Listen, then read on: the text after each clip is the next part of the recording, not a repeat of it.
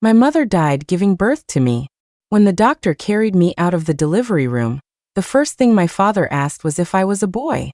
When he found out I was a girl, he spit on the ground and called me a jinx. Then he turned and walked away. My mom was dead, and I was just baggage. My father, Mark, figured I'd ruin his chances of getting remarried. Right after I was discharged from the hospital, he threw me in a dumpster. It was the dead of winter. I spent a whole night in that dumpster and somehow didn't freeze to death. The next morning, a sanitation worker found me and called the police. They said that when I was found, my whole body was blue and purple from the cold, and I was too weak to even cry. Luckily, the hospital was close by, and the doctors managed to save me. The police used the hospital's information to track down my father. When he heard I was alive, he looked disappointed. Who told you to save her? I don't have money for medical bills. Whoever saved her can pay for it. The police informed him that child abandonment was a felony. He puffed out his chest and yelled at them, "She's my kid. I can toss her if I want. What's it to you?" The officers lost their patience and took him down to the station. "The child will go into foster care, and you're going to do some hard time." Hearing he'd go to jail, my father caved. He reluctantly promised to take me home and raise me. The responding officer had seen it all before. He warned my father, "I'll be keeping a close eye on you. If anything happens to that girl, you're the first person I'm investigating." The threat must have worked, because my father never tried to get rid of me again. But all he did was keep me alive. In my grandma's words, "For a girl, a bite of food to keep from starving is good enough." My grandma raised me on toasted flour. She'd roast it in a wok, mix it with white sugar, and serve it like formula. "You could drink a whole big bowl of it when you were little," she'd say, puffing out her chest with pride. She was the town's self-proclaimed faith healer. Whenever a kid in town had a fever or a headache, their parents would bring them to her. She'd dab some red powder on the kid's forehead, claim they'd just had a little scare, and send them home. The grateful parents would usually leave behind 5 and a dozen eggs. We never ran out of eggs in our house, but they weren't for me. Every night, my grandma would steam a bowl of egg custard for herself. I'd just stare, swallowing hard. She'd slap me on the head. "What are you looking at? You're just like your dead mother, a greedy ghost reincarnated." After enough slaps, I learned not to look. I knew from a very young age that I didn't deserve the good things in this world.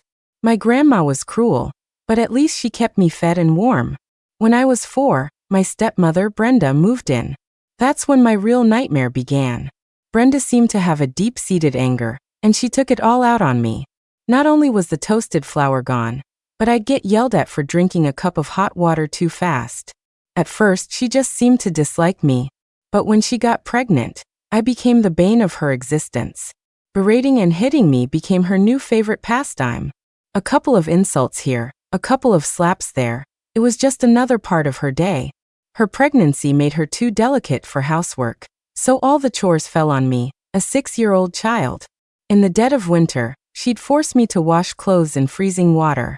If they weren't clean enough, I'd get a beating. "You can't even do a simple thing like this? What's the point of keeping you around?" I was too short to reach the stove, so I had to stand on a stool to chop vegetables and cook. One time, I slipped and cut my finger. Seeing the blood, I started crying, terrified. Her first reaction was to grab a nearby rolling pin and beat me senseless with it. "Look at this perfectly good dish," she screamed between blows. "You got blood all over it. Now it's ruined. You're such bad luck." Once, when she was in her 3rd trimester, we were eating at the same table. I stretched to reach a piece of potato on the other side, and she dumped an entire bowl of hot porridge over my head. "You have no manners, you motherless little brat." The scorching porridge clung to my hair and scalp, and my face burned with pain. But I didn't dare cry. Crying only meant a worse beating. My father shot me a look of disgust and told me to get lost. The next moment, he was picking up a pork rib and smiling fawningly at my stepmother. "Don't lower yourself to her level. You don't want to upset the baby." I scrambled away, hearing my stepmother shriek behind me. Just looking at her makes me sick. Why didn't her dead mother take her with her? That day, I hid outside and cried for a long time. When I was done, I made a big decision. I was going to die. The old song goes, "A kid without a mom is like a weed in the ground. Without a mother's arms, where can happiness be found?" I was done with life without a mom. I wanted to go find my mother and ask her why she didn't take me with her when she died. I went to the river at the east end of town. Just as I was about to jump, I heard a voice behind me. "Hey kid, get away from the river, it's dangerous." I jumped into the water. After swallowing a few mouthfuls, I was pulled out. I was in a warm embrace. When I opened my eyes, I saw a young man looking down at me with worried, gentle eyes. In my entire life, no one had ever looked at me like that. I remembered the old folks in town saying that after you die, the Grim Reaper comes to collect your soul. I never knew the Grim Reaper could be so warm. If I'd known, I would have died a long time ago. I instinctively reached up and touched his face. "Are you the Grim Reaper? Do you know my mom?" He must have thought I was in shock. "Who are you, little girl? Who's your mom?" "My mom's name is Caroline." At the mention of her name, he looked flustered. I thought he knew her. I grabbed the front of his shirt and begged, "You know my mom, don't you? Please, can you take me to her?" He looked at me with pity.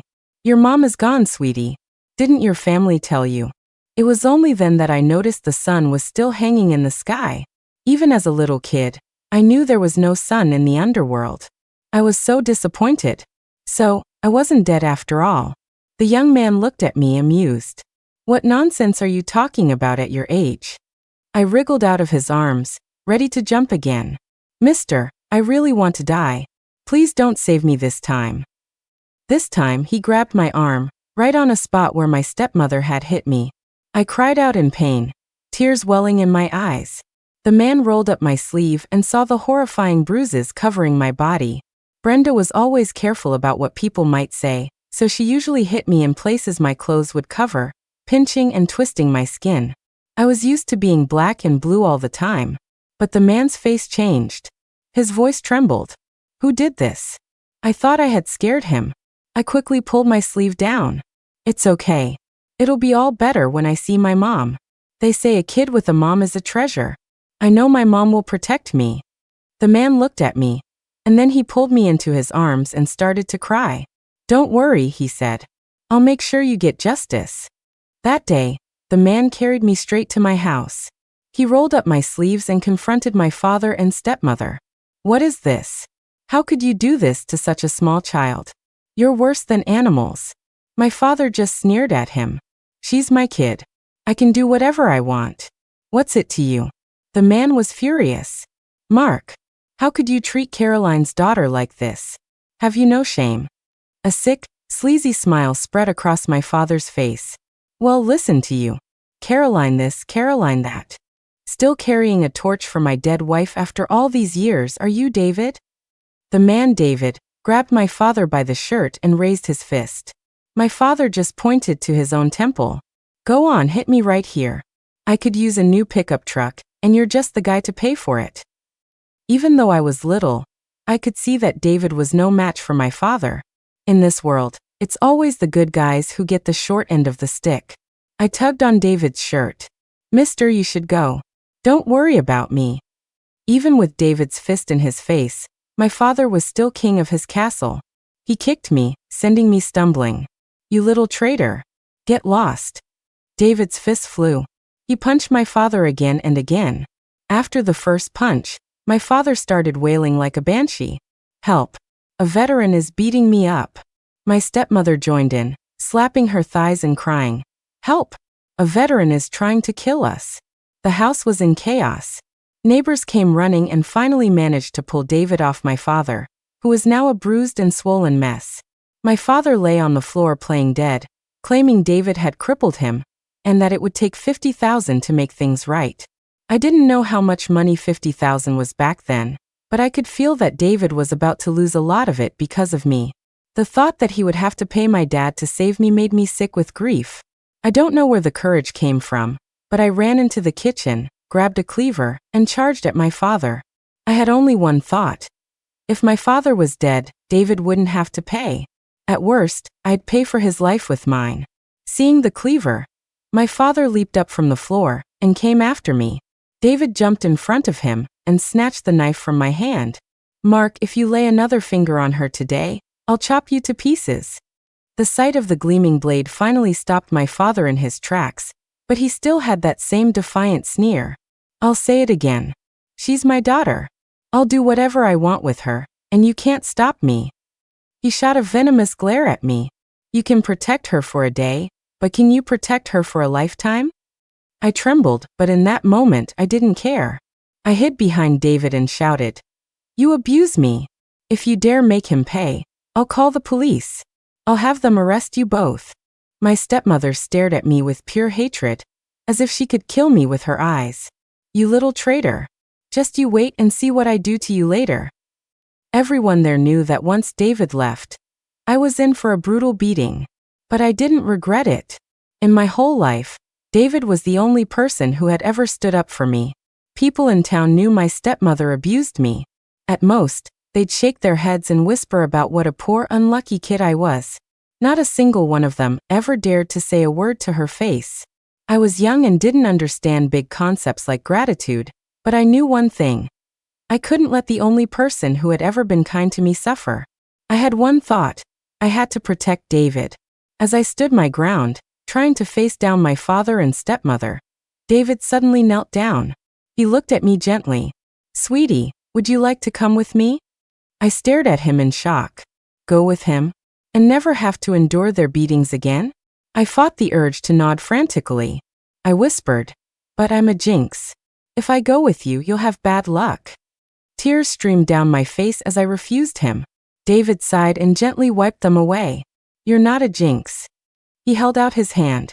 "If you're willing to come with me from now on, I'll be your dad." His words stunned everyone. The town official couldn't help but chime in. "David, think about this. You're not even married. Taking in a little girl." David cut him off. "I've made up my mind." Then he looked at me, his gaze firm. "Little one, are you willing?" I knew I was just baggage, but the thought of having a dad like David was too tempting. In the end, I couldn't resist. I reached out my hand. "Dad." David smiled and picked me up. Then he turned to my father. "I can give you the 50,000, but you have to sign over your parental rights to me." Before my father could even speak, my stepmother was overjoyed and agreed on the spot. Everyone heard that. David is willing to take this jinx off our hands. From this day forward, she has nothing to do with us, dead or alive. My father caught on. "David, you better not regret this. If you try to bring her back in a few days, I won't take her." David held me tight. "Don't worry. I won't go back on my word." With the town official as a witness, my father and David signed an adoption agreement. Just like that, I became David's daughter. My dad's daughter. My dad carried me home. Later, I found out that the 50,000 was his entire severance pay from the army. In one day, my dad lost all his savings and gained a daughter. More importantly, he broke things off with his fiancée. She was a match set up by a local official after he got out of the service. Her family was supposedly very well off. Naturally, the fiancée wasn't happy about becoming a stepmother before she was even married. My dad insisted that raising me was just a matter of setting one more place at the table, and begged her to understand. His fiancée stared at him coldly. "David, you need to make a choice. It's her or me." I hid behind my dad, my heart aching. Even though I'd only known him for a day, he already felt like the closest person in the world to me. The home he gave me was the first time I'd ever felt like I had a real home. Was I about to lose it already? I wanted to tell him to send me away, but the words wouldn't come out. After a moment of silence, I heard my dad say to his fiancée, "I'm sorry." Her face changed, and she stormed out, slamming the door. My dad watched her go, a look of profound sadness on his face. I knew my existence had caused him more trouble. For the next few days, he was very quiet. The neighbors all said my dad was a fool. Losing a great wife for a kid who's no better than a stray dog. He just wasn't born for a good life. Hearing that enough times, I made a difficult decision. I decided to run away. I waited until my dad left for work and quietly left the house. I didn't go back to my father's place. I just followed the road east out of town. I'd seen beggars come through town before. If they could survive by begging, I figured I could too. Everyone said I was like a stray dog. So I'd be a stray dog. Maybe that was my destiny. I cried as I walked, but I hadn't gotten far before my dad caught up with me. It turned out he had to come home for something in the middle of the day and found me gone. He had panicked, asking everyone in town until someone said they saw me leave. He'd been chasing me ever since. Didn't I tell you not to wander off? Why are you so disobedient?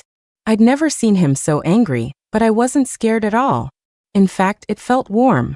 I knew that the angrier he was, the more he couldn't bear to lose me, just like I couldn't bear to lose him. Despite my aching heart, I told him, "Dad, you should go back. Don't worry about me. I can live just fine as a beggar. You go get that lady back and live a good life." My dad looked at me, his eyes turning red. I looked back at him, my own eyes red too. Finally, he pulled me into a tight hug. "Silly girl. Since I decided to raise you, I will never abandon you. If you ever run off like this again, I'll definitely give you a spanking." That day, my dad carried me home on his shoulders. On the table was a big birthday cake. I realized then that he had come home at noon to celebrate my birthday. It was the first time in my life I'd ever had a birthday cake. My dad put 6 candles on it and wished me a happy birthday. I was happy and sad all at once. Big teardrops fell onto the cake, smearing the frosting. My dad wiped away my tears with the back of his hand and told me again and again, "Honey, having a great daughter like you makes me the luckiest guy in the world. Don't listen to what anyone else says." But I couldn't stop crying. Even at 6, I vaguely understood what kind of happiness my dad had given up for me. I promised him, "Dad, don't worry. I'll work hard and make a lot of money someday so you can have a good life. I'll make you proud." My dad burst out laughing. "I'll be waiting for my daughter to give me the good life then." I decided to start small, to be the best daughter I could be. I washed his clothes and cooked his meals. But my dad took the laundry from my hands and the knife from my fingers. He said my only job was to play. Before I was 3, my grandma watched me. She loved to play mahjong, so she'd tie me to a chair with a rope and make me watch. After I turned 3, my stepmother watched me. When she wasn't hitting me or yelling at me, she was making me work. I had been alive for 6 years, but I had no idea how a normal kid was supposed to play. I sat in the yard, watching ants climb a tree, which made my dad sigh. He was like a magician. One moment he'd produce a kite, the next a beanbag. I didn't know how to play, so he taught me step by step. He hung a swing for me from the old tree in the yard, pushing me higher and higher. He let me ride on the back of his bicycle as we sped down country roads. My stepmother was sitting on her doorstep, cracking sunflower seeds. She saw me on the back of my dad's bike, laughing my head off. She frowned. What bad luck. Then a seed got stuck in her throat, and she started coughing uncontrollably. I just laughed even harder.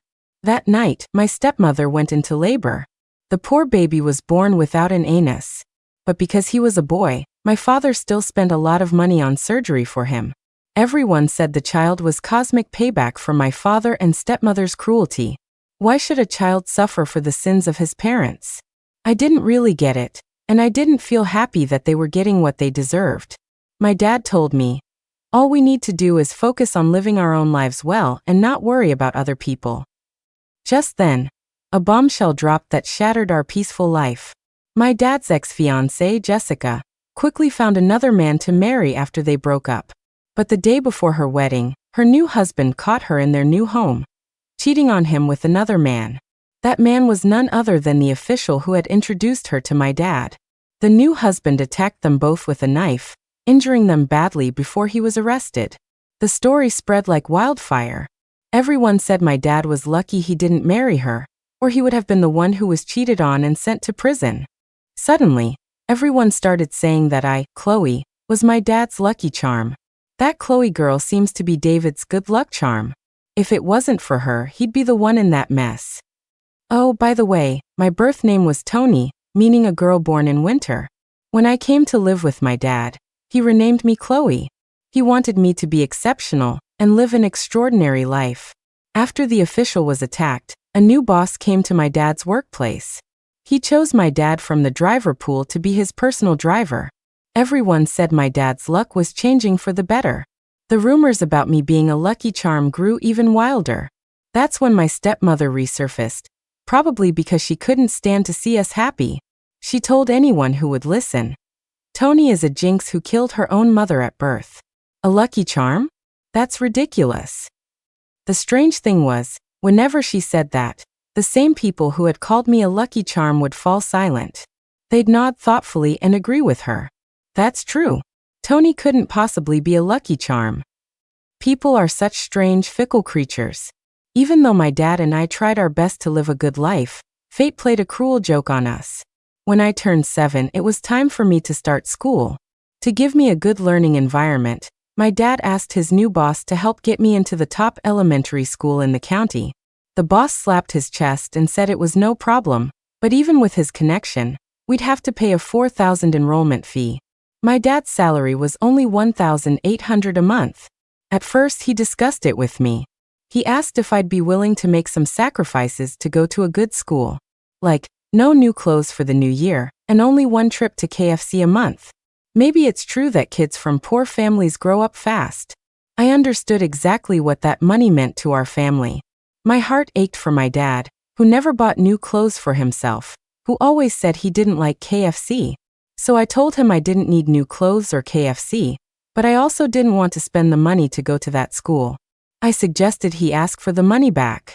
My dad was silent for a long time. After that, he stopped discussing it with me. A month later, my dad sent me to the new school. On the morning of the first day, he magically produced a brand new, pure white dress. A new start for a new semester, he said. But wearing that new dress, on my very first morning of school, I got my head busted open by my dad's boss's son, a little bully named Kevin. The reason was simple and cruel. During recess, Kevin found me and asked if my name was Chloe. The moment I nodded, he burst out laughing and said my dad and I were a pair of idiots. My dad said your dad paid $4,000 to get you in here, but the fee is only $3,000. Your dad is such a sucker. He paid $4,000 for me to get in too. You guys are a bunch of morons. The world of elementary school isn't as innocent as you'd think. 7- and 8-year-olds can already read the room and pick a side with the strongest. As Kevin laughed, a group of other boys joined in, calling me a sucker. I tried so hard not to hit him, because I knew it would cause trouble for my dad. But Kevin pushed his luck. He told me to get on the ground and be his horse. My dad's your dad's boss, so that makes you my little servant. I didn't care if he called me a servant, but I couldn't stand him calling my dad one. I shot back. Your dad is the servant. Your whole family are servants. That's what earned me a beating. He pinned me to the ground, punching me and yelling, "You stupid pig. My dad sold you out, and you're still counting his money for him. Your dad is just a dog who does what he's told. Say one more word and I'll have my dad fire your dad." As I lay there, pinned to the ground, tears streamed down my face. My heart felt like it was breaking. I wasn't crying because the punches hurt. I was crying for my dad, who had given up everything to send me to a good school. I didn't fight back. I couldn't. I didn't know how my dad and his boss would handle it if I did. Would my dad lose his job? Soon, a teacher came and pulled Kevin off me, scolding him harshly. But what good did that do? I stared at my new dress, now a dirty gray color, and spent the rest of the day in a daze, worrying about how I would explain the ruined dress to my dad. Before school let out, I went to the bathroom and tried to wash the hem, to make it look less dirty. But the moment I stepped out of the school gates, my dad, who was waiting for me, noticed something was wrong. He asked me what happened. I said nothing. He shook my shoulders, telling me to tell the truth, but I kept my mouth shut. It wasn't until he dragged me to the security office and made me look in the mirror on the wall that I saw the dried blood on my eyebrow and the corner of my mouth. Seeing the concern in my dad's eyes, I couldn't hold it in anymore. I broke down and cried, but I still refused to tell him the truth. I was afraid that if I told him, he would lose his job and not want me anymore. Then I'd be an unwanted child again, no different from a stray dog on the street. When he couldn't get it out of me, he stormed straight into the principal's office. After tearing into the principal, the dean, and my homeroom teacher, my dad took me to his boss's house. He demanded that his boss's son apologize to me. The boss, Mr. Harrison, looked at my dad coldly. You're just a driver. Who gave you the nerve to yell at me?" Kevin hid behind his father, smugly rolling his eyes at me. My dad grabbed Mr. Harrison by his collar and lifted him up like he was a rag doll.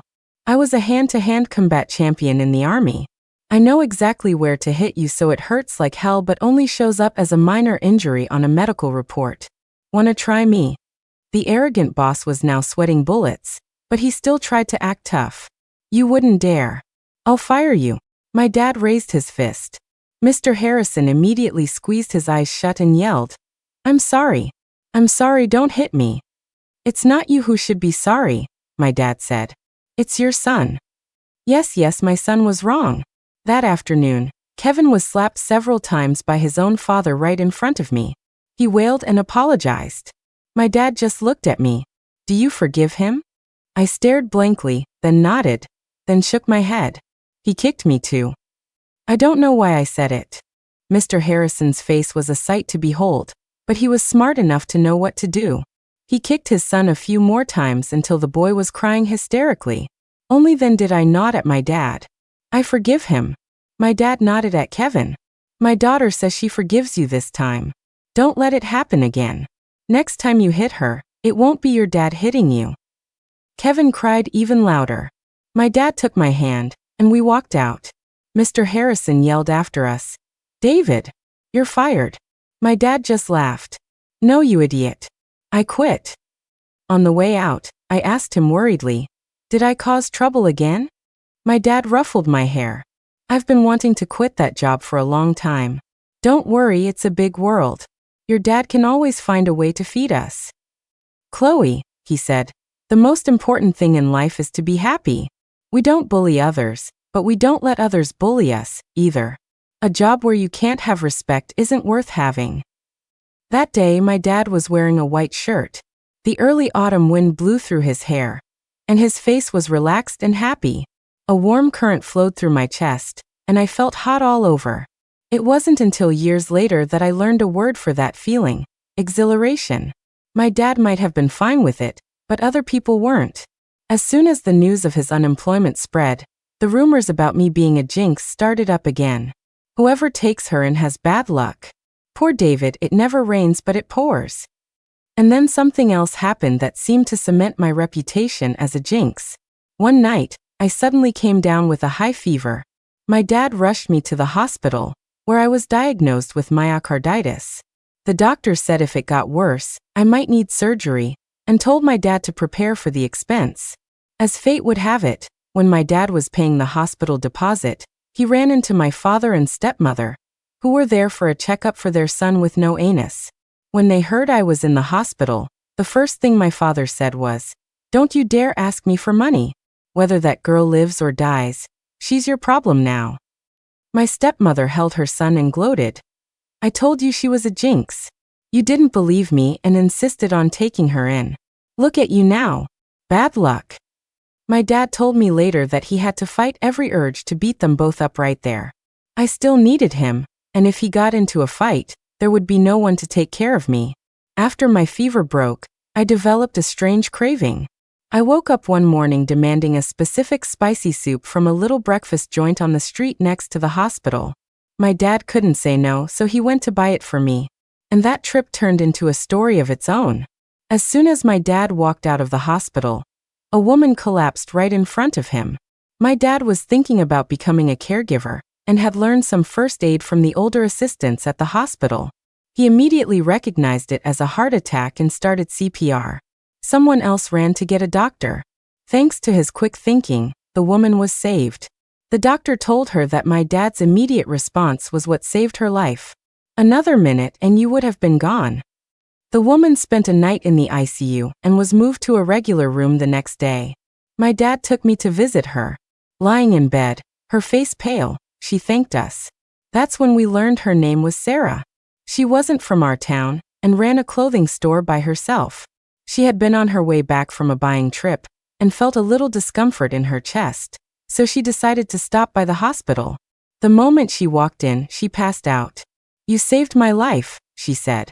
She was clearly weak, but her eyes were shining as she looked at my dad. My dad, completely oblivious, was being polite. "Oh, it was nothing. Just happened to be there. Don't worry about it. You should get some rest." He started to lead me out of the room. Seeing the disappointment in Sarah's eyes, I had to step in.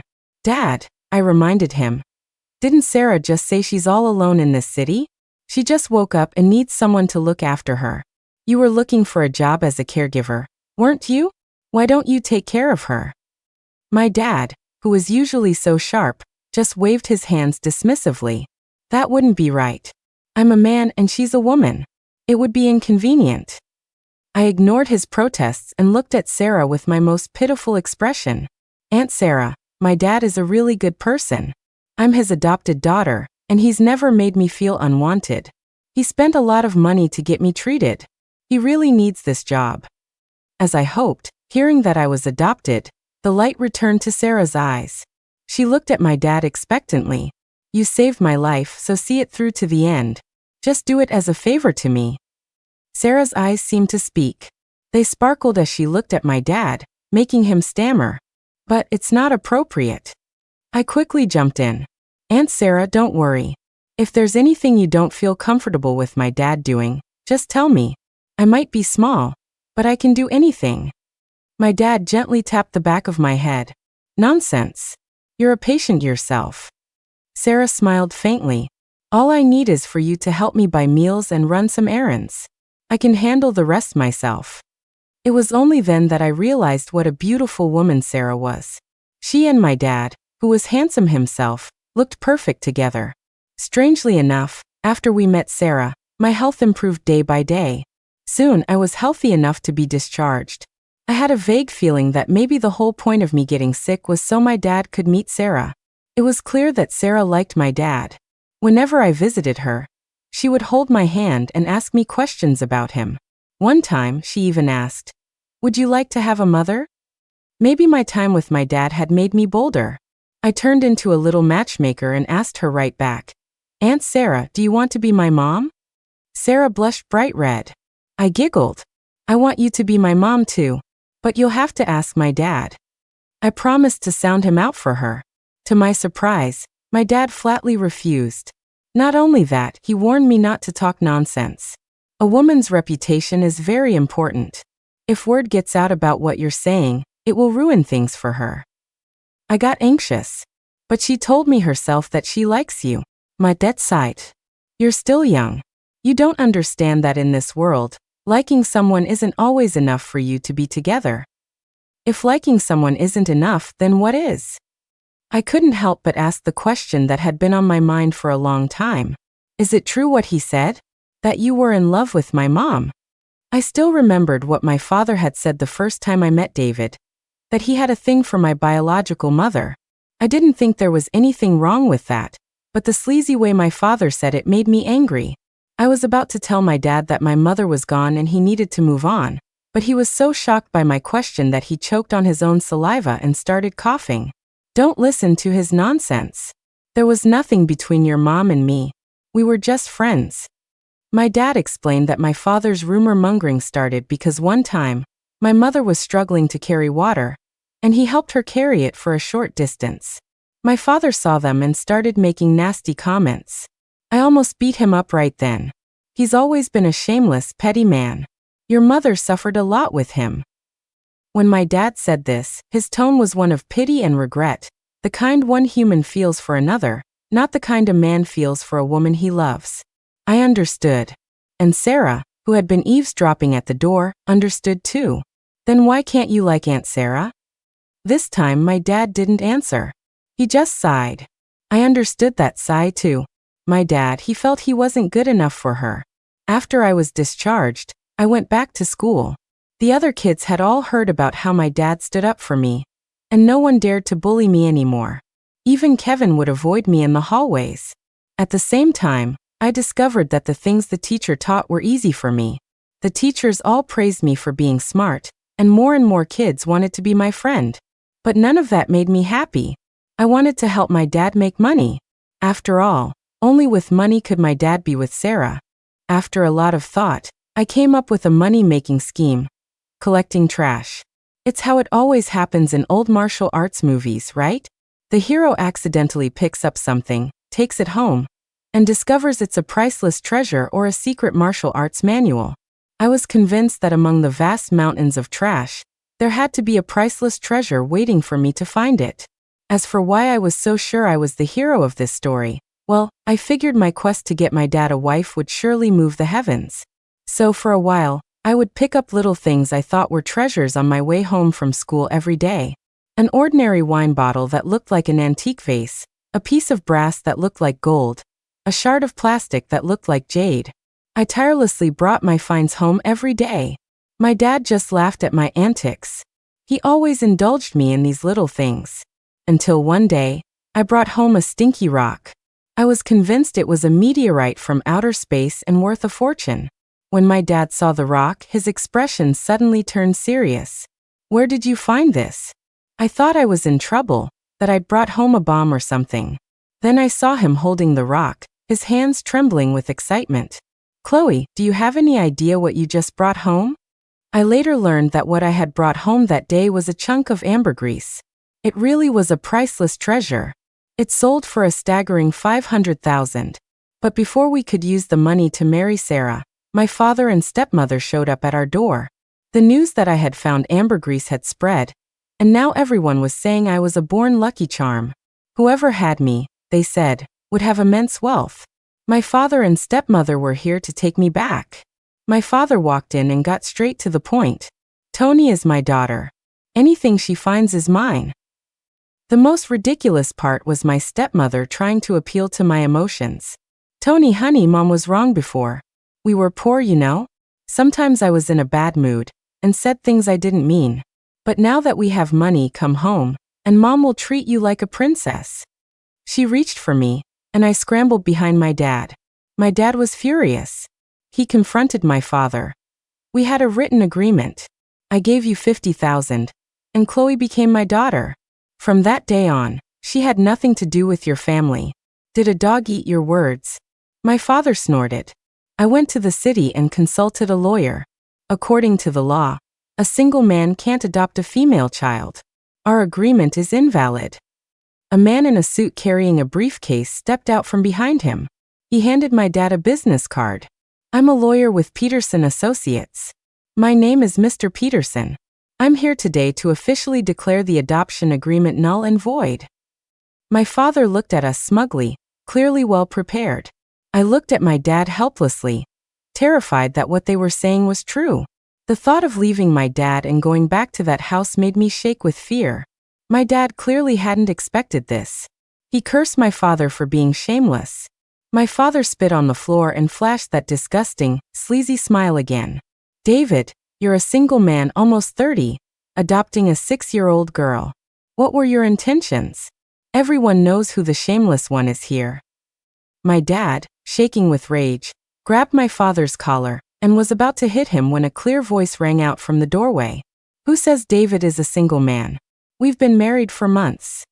It was Sarah, wearing a red dress and sunglasses, leading a group of handsome men in black suits and sunglasses. They strode into the room like an army. The news that Sarah and my dad were married stunned not only my father and stepmother, but me as well. My father said he didn't believe it. Sarah sneered. "You don't believe it? Who are you? Why should I have to prove anything to you? If you think the adoption is invalid, go to court. You think you can just show up with some cheap lawyer and declare it void? You think the court is your personal playground?" My father was furious. "Who is this bitch?" Sarah took off her sunglasses and walked towards him. "I'm your worst nightmare. And I suggest you show me some respect. You piss me off, and you might find your next son is also born without an anus." The crowd of onlookers burst into laughter. My father, seething, pointed a trembling finger at Sarah. You. But Sarah was much quicker with her words. "Me what? I've heard from little Chloe that her birth father was an animal. But seeing you today, you've really surpassed my expectations. You're not just an animal. You're a maggot in a latrine. You live on filth and disgust everyone around you. I suggest you crawl back into your cesspool before you pollute the air any further. Do less evil. It's better for everyone." Between Sarah's backup and her sharp tongue, my father was outmatched. He ended up running away with his tail between his legs. Before he left, he shot back, You just wait. We'll see you in court. Sarah just smiled. I'll be waiting. Whoever doesn't show up is a coward. It'll be a great opportunity to settle the score for your child abuse too. I had only ever seen Sarah as a gentle, soft-spoken woman. I never knew she could be so fierce and impressive. I was so in awe that I offered to become her disciple right then and there. Sarah just patted my head. I don't want to be your master. I knew what she meant. I immediately piped up, Mom. We looked at each other and smiled, while my dad was the one who blushed. Later, I found out that Sarah and my dad weren't actually married. She had said that just to scare off my father. But thanks to his interference, Sarah did become my real mom. As for my father and stepmother, they were probably too scared of their abuse being exposed and never took us to court. And just like that, I went from being my dad's daughter to being my mom and dad's daughter. Perhaps because we had money now, my dad threw a huge wedding for my mom. I overheard guests saying they had never been to such a lavish wedding. But for me, the most vivid memory wasn't how grand it was, but that I finally had a mother. I remember when they were exchanging vows on stage, my dad was so nervous he kept stuttering. My mom was nervous too, and they both had tears in their eyes. After their vows, the officiant asked if anyone in the audience had any blessings to offer. I don't know what came over me, but I shouted to my mom, Mom, thank you. I finally have a mom. That one sentence brought tears to their eyes. With red eyes, they held my hands and promised, in front of everyone, to always give me a warm home. That day my dad got drunk. My mom cried several times.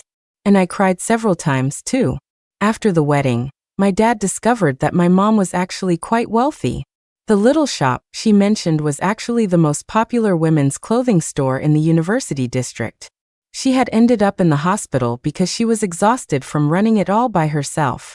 The fact that my dad married a rich woman brought back the talk of me being a lucky charm. This rumor became even more widespread after the boss who fired my dad was fired himself for taking bribes. Combined with the story of my father and stepmother's son being born without an anus, everyone started saying that crossing me brought bad luck, while being good to me brought good fortune. Suddenly, I had a lot of new friends and relatives. But our family of 3 paid no attention to the rumors. We just focused on living our lives well. After the wedding, my dad naturally started working for my mom. His diligence and her business savvy were a perfect match. Within 3 years, they had opened 5 chain stores. Every college girl in the city knew the name of our store. My mom was not only smart, but also had incredible foresight. Just when everyone thought she would open even more stores, she sold all the physical locations for a high price, cashed out, and started an online shop with my dad. They were among the first entrepreneurs to get rich off the internet boom.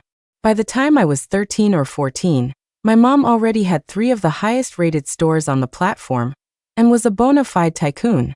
The gossip among acquaintances changed from unlucky souls to they just got lucky, and what's so great about being rich?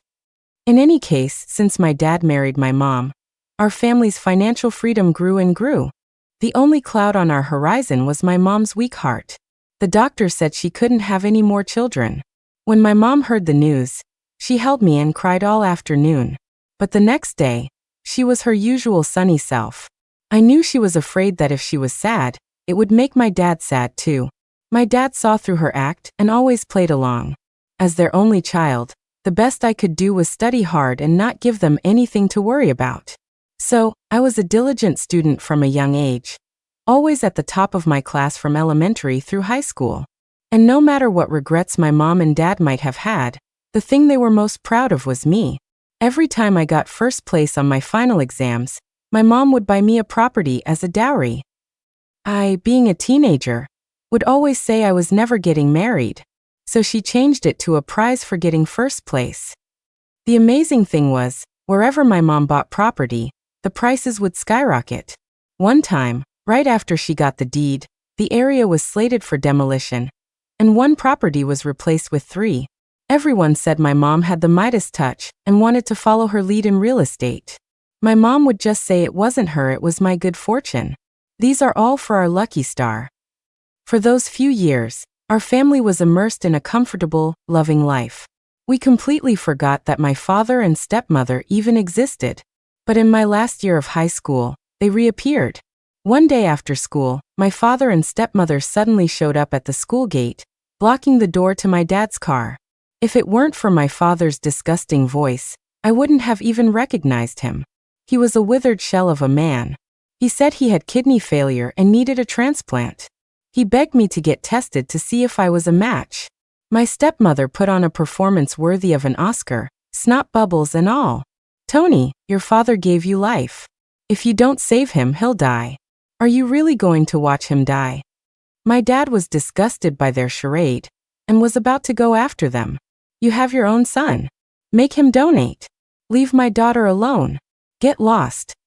But I stopped him. I whispered a few words in his ear, and he agreed to go with them to the hospital. After a full battery of tests, which my stepmother paid thousands for, the doctor looked at the results and told us, "Based on the tests, the match is suitable. If you proceed with the surgery, the success rate is very high." My father and stepmother's eyes lit up. My father, hunched over, said to me, "Thank you." I smiled. This was exactly the result I wanted. I took my dad's hand and announced dramatically, "Well, now that we know I'm a match, I can rest easy. But I'm not donating. Someone else can do it." My father was so enraged he collapsed on the spot. My stepmother flew into a rage, screaming that I was the most heartless person in 18 generations of their family. "Oh, a heart," I said. "The animal who gave birth to me didn't pass that down. I just wanted you to know what true despair feels like." With that, I took my dad's hand and walked away. When they couldn't get my kidney, they started trying to extort money from my parents. They sent a video to my dad. In it, my father was crying, "David, you took my daughter when she was 6 and ruined her. You called it adoption, but you deceived me. And you still have the nerve to live your life like a decent human being? I'll kill you." They threatened to release the video online if we didn't give them $3 million. "We have nothing to lose," the message said. "Let's see how your family can show its face in public after this."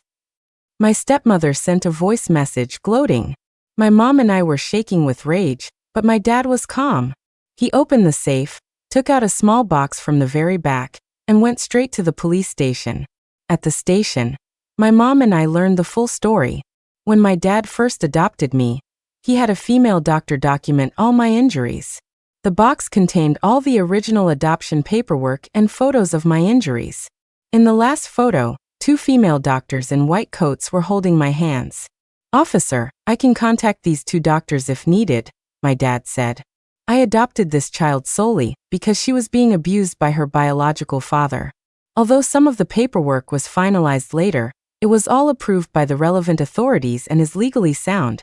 Now her biological father is trying to blackmail me. I hope you can help me find justice. With that, my dad played the threatening video they had sent. The police were not messing around. They quickly located my father and stepmother. Faced with the evidence, they confessed to the blackmail and extortion. They got on their knees and begged us to settle it privately. Not a chance. My mom hired the best lawyer in the city. My father was sentenced to 2 years, and my stepmother to 1. But before he could even serve his time, my father died. Apparently, their precious son had gotten into gambling and borrowed money from loan sharks. When he couldn't pay it back, they broke his hands. The shock was too much for my father, and he just died. My stepmother was so traumatized she had a complete breakdown. According to people who knew them, she just kept repeating one phrase in prison: "Tony is a jinx. Whoever gets near her is doomed." Of course, by then, no one believed her nonsense anymore. Everyone knew the truth. I was a lucky star. Bad things happened to people who were bad to me, and good things happened to people who were good to me. I just smiled at that. Over the years, my mom and dad taught me a simple truth through their actions. In this life, just do good, and don't worry about the outcome. If you live with a clear conscience, your conscience will never let you down.